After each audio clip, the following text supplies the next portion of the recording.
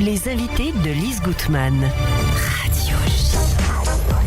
Et ce matin, la musique classique est à l'honneur sur Radio J, en compagnie de Sarah Mayer, pianiste et directrice artistique de Classique à l'Écuge. Sarah Mayer, bonjour. Bonjour Lise. Alors, on va commencer très fort en disant que pour tout ce que vous allez nous annoncer, eh bien, on va sur écuge.fr pour réserver, mais nos auditrices et nos auditeurs connaissent déjà cette adresse.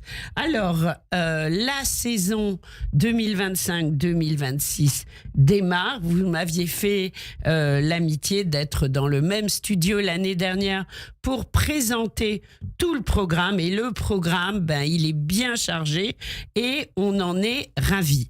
Et cerise sur le gâteau, cette année, vous allez jouer. Oui, tout à fait. Alors que l'année dernière, non.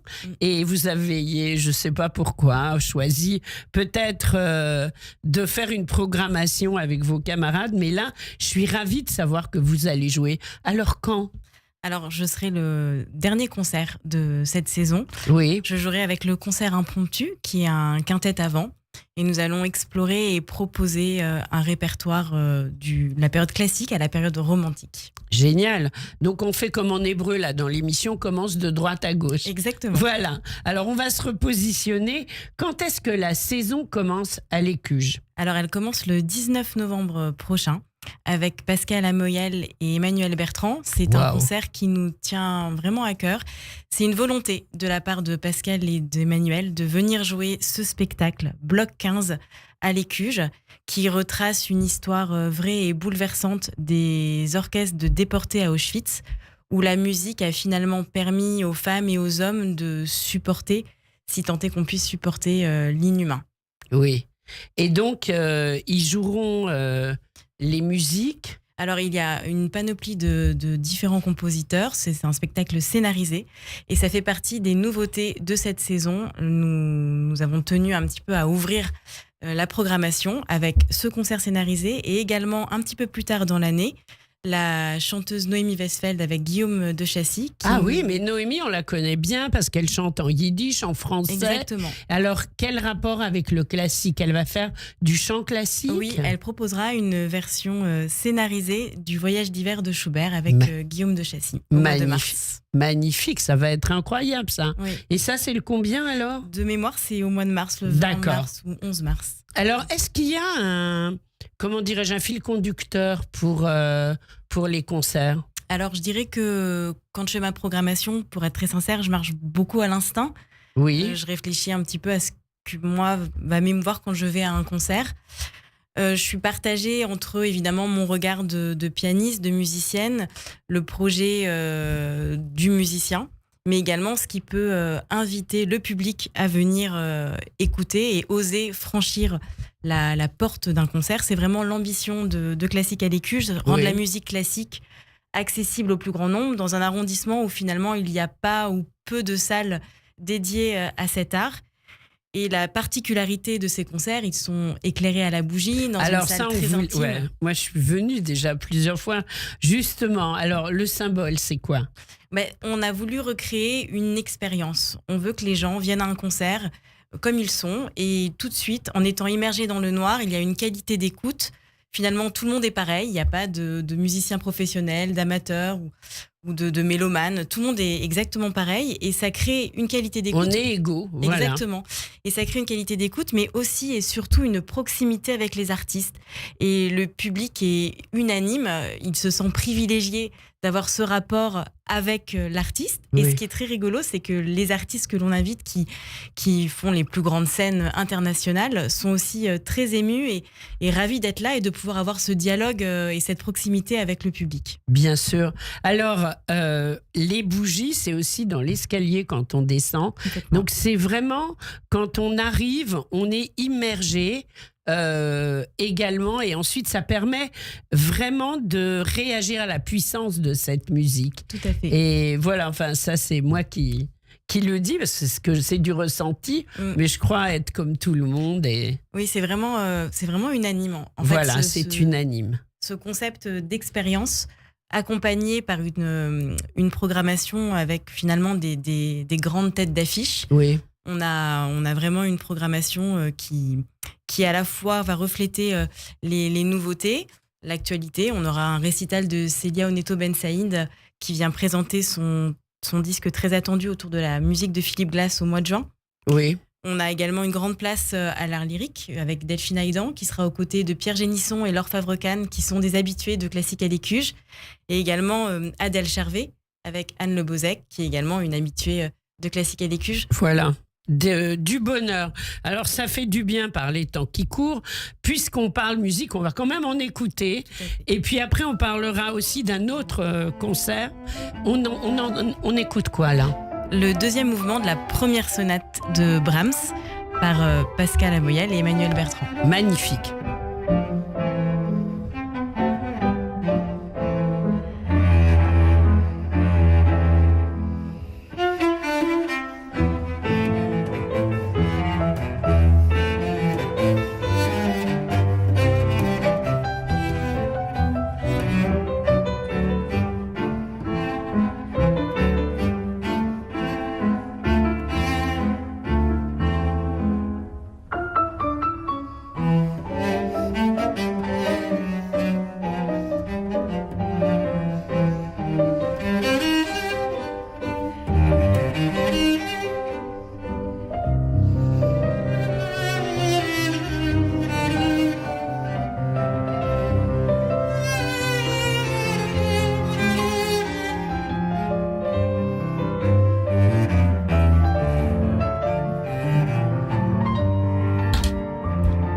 Radio J, une émission consacrée à Classique à l'Écuge en compagnie de Sarah Mayer. C'est beau ce qu'on entend. Je culpabilise d'interrompre, mais on va écouter d'autres extraits. Alors, vous souhaitez, Sarah, nous parler d'un partenariat important et non des moindres. Tout à fait. Il s'agit du partenariat avec le Conservatoire du 10e arrondissement. Dans une volonté toujours d'ouvrir et de créer des passerelles entre les artistes et les jeunes musiciens, nous avons souhaité cette année mettre en place ce partenariat avec Nicolas Desoulières, le directeur du Conservatoire du 10e arrondissement, permettre aux jeunes enfants, aux étudiants de pouvoir venir au concert, créer des scènes ouvertes, des temps d'échange avec les artistes. Il y aura également 2 masterclass, une avec Anne Le Bozec, autour du lead et de la mélodie, et une avec Célia Oneto Ben Saïd sur un répertoire de piano essentiellement. Et vraiment, on a voulu mettre cette transmission au cœur de notre projet pour rendre la musique classique plus vivante, plus incarnée. Finalement, ces jeunes, ça va être les citoyens de demain et leur permettre de franchir les portes du concert et d'assister à des concerts de très grands, de parler avec eux, chose qu'ils ne pourraient pas forcément faire dans les grandes salles parisiennes. C'est beau ce que vous dites, les citoyens de demain, et puis non des moindres, des gens qui vont transmettre le patrimoine musical classique, et c'est si important. Qu'est-ce qu'on écoute là ? Un autre extrait ? Voilà. Le premier mouvement de la 31e sonate de Beethoven, qui est son avant-dernière sonate. Magnifique, on écoute.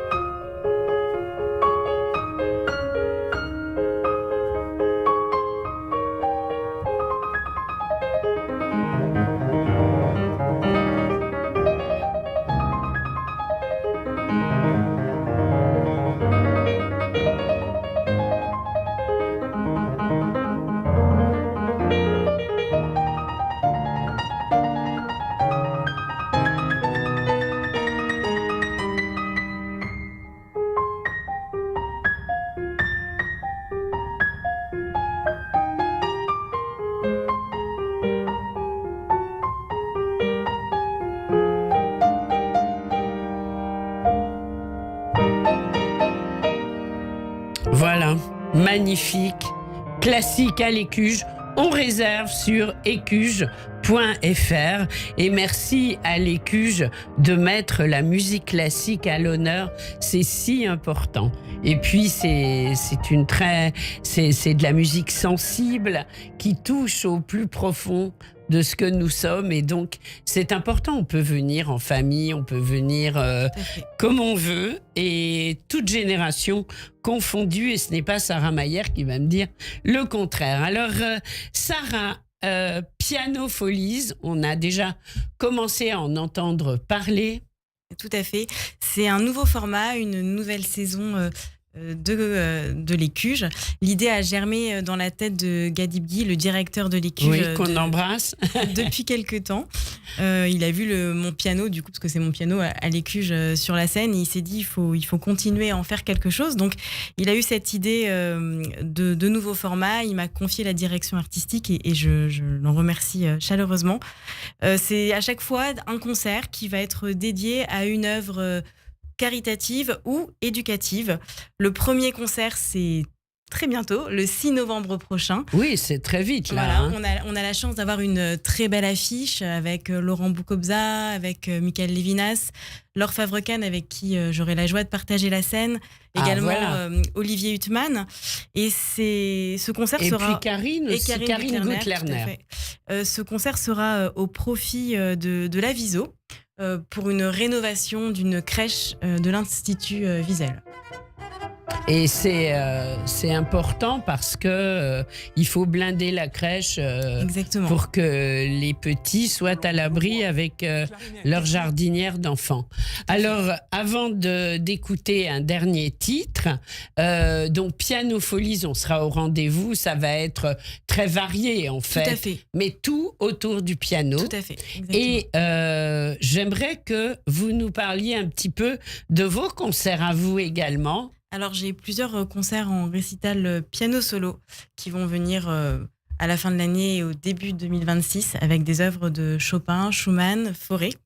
Et ensuite, je vais me consacrer avec le concert impromptu au concert de clôture où on va avoir une résidence pendant 1 mois au Conservatoire du 10e, essentiellement menée par le concert impromptu.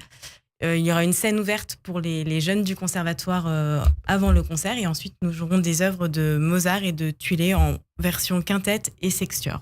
Magnifique, quel programme! Qu'est-ce que vous espérez de cette saison classique à l'Écuge avant qu'on se quitte? Toujours plus de partage, toujours plus d'amour dans un monde qui ne va pas forcément très bien. Je pense que on peut agir en tant qu'artiste, en tant que musicien à notre niveau et apporter un peu de beau et de joie dans ce monde. Et voilà, grâce à la musique, on termine avec le 2e mouvement de la 31e sonate de Beethoven. Voilà, écuge.fr. Puis on fait un bisou à votre fils. Tout à fait, qui écoute en ce moment, Marcel. Voilà, Marcel, on t'embrasse. Voilà, t'as une maman formidable. Voilà, on termine, on écoute et on se retrouve très vite sur Radio J. Sarah Mayer, merci. Radio J. Radio J. On t'enverra.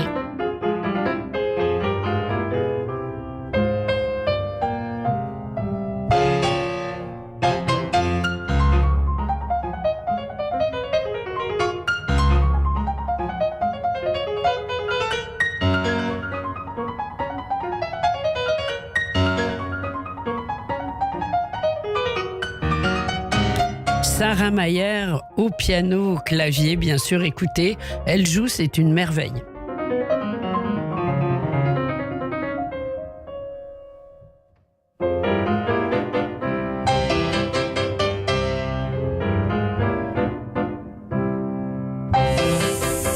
C'est uniquement sur Radio J. Radio J. Radio J. Radio J. Le 6-9, Rudy Saada. Bonjour, c'est David Revaudalon. Retrouvez-moi tous les jours, du lundi au jeudi à 7h45, pour l'interview politique de Radio J. France, gouvernement, assemblée, campagne électorale, Israël, international.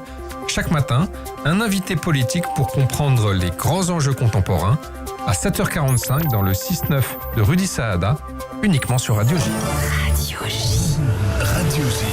Vous écoutez écoutez Radio J à Paris sur 94.8 en DAB+, et sur notre appli Radio J.